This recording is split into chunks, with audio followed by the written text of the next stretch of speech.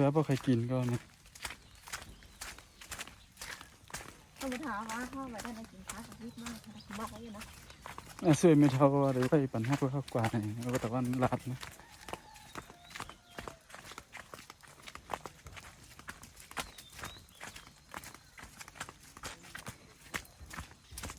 เขาเรียกว่าเทียบของเขาในครบเทวดาเพื่อนไม่หลายแม่เจ้า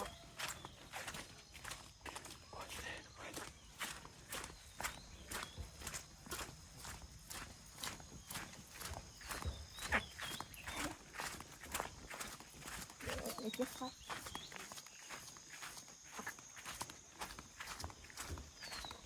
เจ็บมาก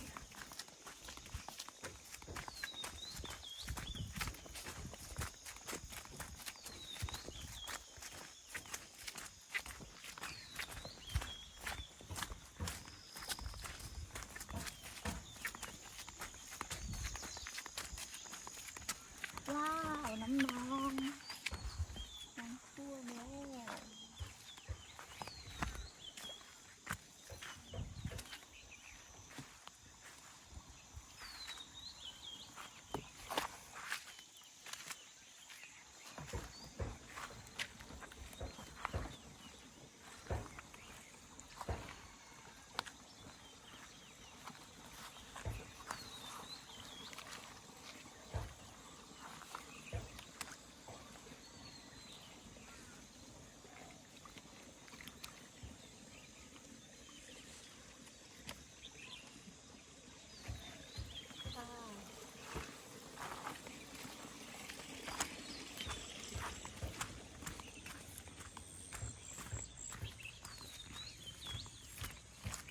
ล้วมันใส่กล้วยไม้อย่างนี้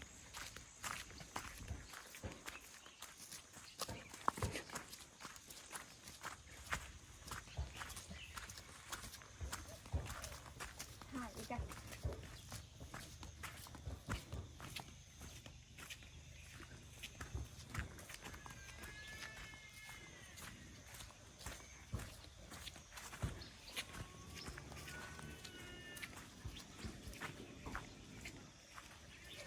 โอ้ยเธอไม่แต่นั่นมา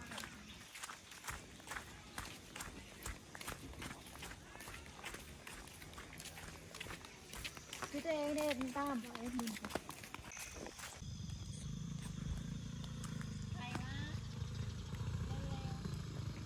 มา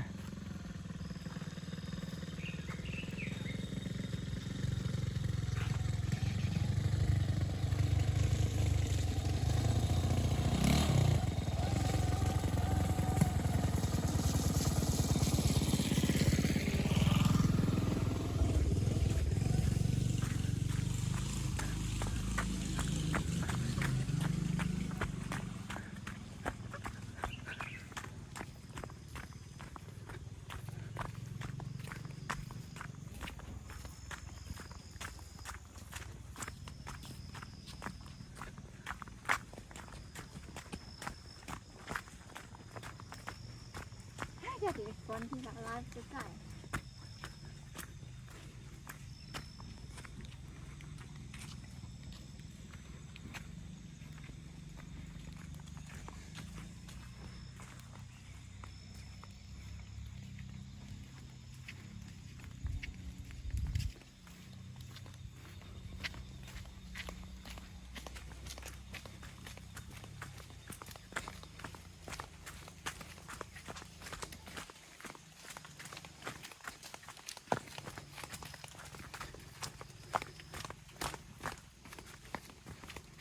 ไม่ได้พูดแดดผมว่าเยอะค่ะ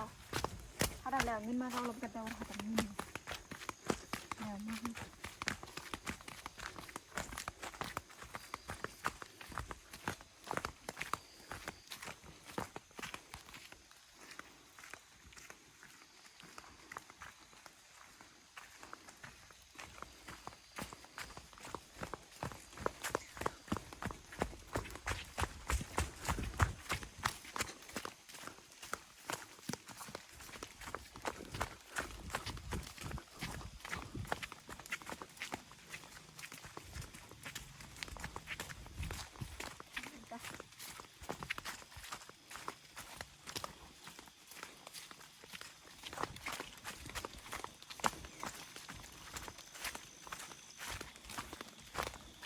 มันหอมทำมันตีหลายนะ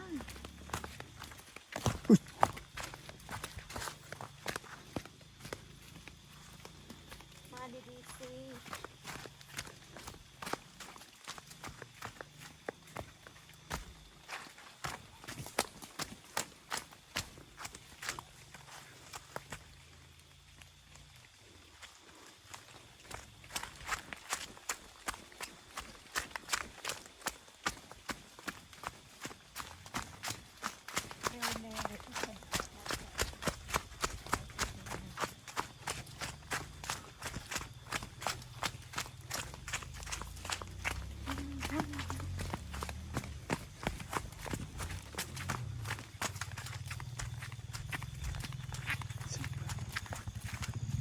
นี่บางบืน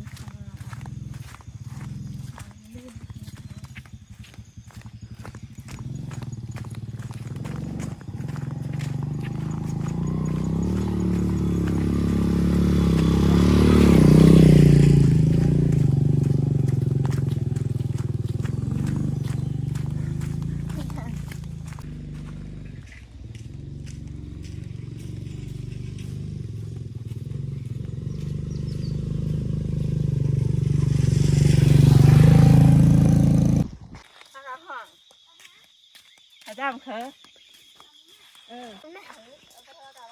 มันกำกิ้วกู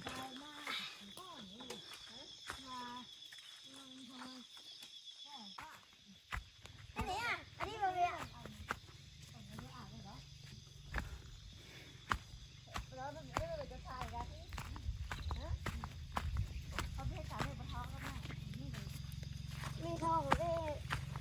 อันนี้บัวที่มือผม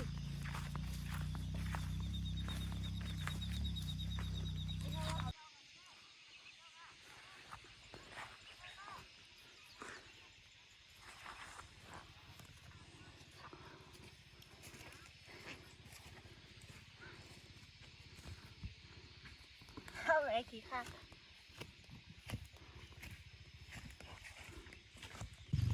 พอเจ้าสั่งมันร้านเนี่ยของมันมากันว่าเอาหมูหนังของถามนี่นั้นร้านนั้นมันมากเลยมันจะดีดีโดแต่เละร้านแล้วจะมาหาร้านเท่านี้